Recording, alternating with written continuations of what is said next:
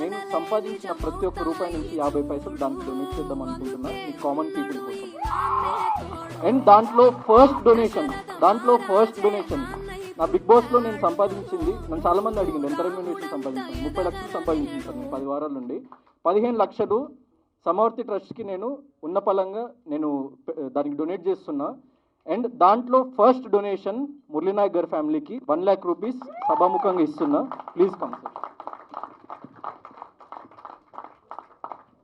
And ఈ సమవర్తి అనే trust ఏంటి అంటే, నేను నా సోషల్ మీడియాలో ప్రతి మంత్ 1st తారీఖు రోజు ఆ ట్రస్ట్ ద్వారా నేను ఎంత డొనేట్ చేసిన అన్నది నా సోషల్ మీడియా హ్యాండిల్లో ఉంటుంది.